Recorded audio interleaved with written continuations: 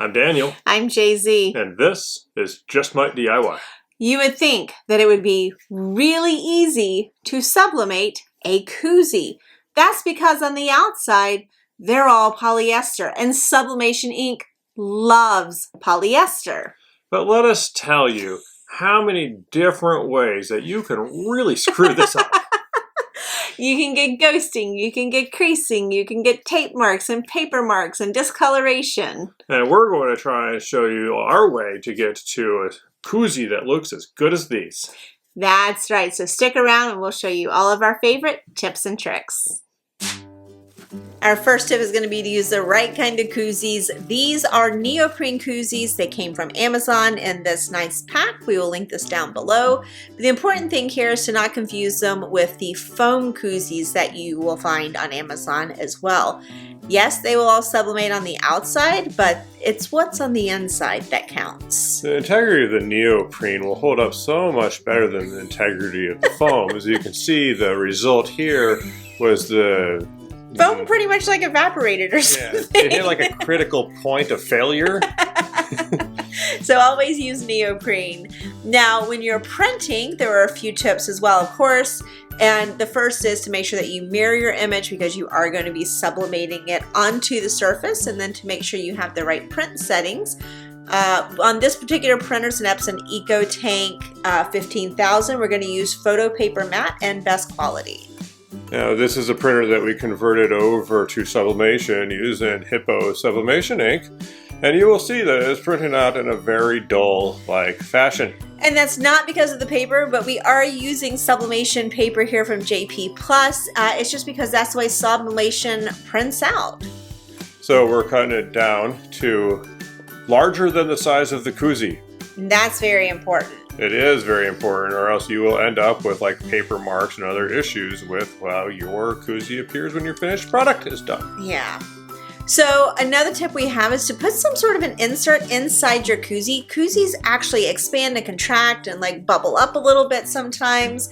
And so you really want to control that shape as much as possible. This is just a piece of acrylic that we had laying around, but you can use anything that will stand up to the heat. And of course, we're going to use some kind of blank piece of paper. In this case, is actually just white copy paper. And we will make sure to lint roll because that's going to make sure you don't end up with those unsightly little specks after you've heated it. But this is where we put it into the heat press for the first time, not to actually sublimate it, but just to kind of give it as pre-warm-up conditioning. That's so any movement that the neoprene's going to have, it can get during this warm-up period. The heat press is at 375. We're doing this for about 10 seconds per side. With that acrylic insert in there, it doesn't move a whole lot, but it definitely gets set to what it will be for us to sublimate by preheating it. Now, with that insert still in there, we're actually going to take our design and tape it to the insert, not the koozie itself. Yeah, that's because we actually had a couple of times when we were pulling off the tape from the koozie, those edges aren't really finished and they end up fraying. So we're trying to keep the tape off of the koozie and taping it to the insert instead. Now, of course, we did let this cool before we started taping this. That's so we wouldn't activate the ink before we were ready. But now we just check our design, make sure it's nice and flat, go inside our blowout paper and put it in the heat press for 375 degrees and 25 seconds. We're going to use the swinger style heat press to deal with the thickness that our insert causes. And we're using pretty light pressure. You don't need to smash this koozie. You just need enough to get a nice, firm, but not too heavy press on it. Once we take it out, of course, using our heat resistant glove, we are going to let it cool on a silicone mat. When it's done being cooled, we can go ahead and see how we did. And look at that. Those lines are so crisp. There is no ghosting. There was no movement after we brought it out because we have the insert and because we preheated it. And that just turned out great. Now you will say you may look in that little corner. That's actually a part of the design, so we're going to prove it to you on the sheet here. That's just a part of the design. So no ghosting, crisp letters, and now we're going to do the other side. Same as before, light amount of pressure, 375, 25. Heat glove. Set it down to cool. And then you can see we pull this out, and this one's even more detailed, lots of small writing, the waves, everything, no ghosting, because this process has proven to work over and over.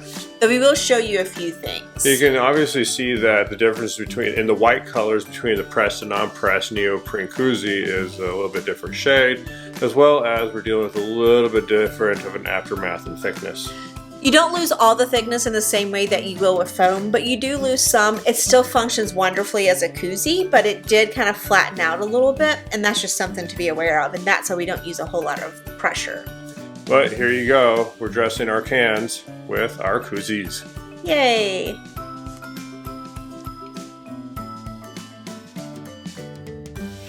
So we will tell you that it took quite a bit of experimenting for us to get to this process, but we have replicated it, it works for us, and we hope that it works for you too. And if it did work for you, you should give it that thumbs up, subscribe, ring the bell, tell us about your koozie experiments in the comment line down below, and of course know that everything that we use to do this is listed out in the description. Also in the description are links to all of our social handles. Please connect with us across platforms. We love hearing from you. And don't forget to check out our blog at justmydiy.com. Thanks for watching.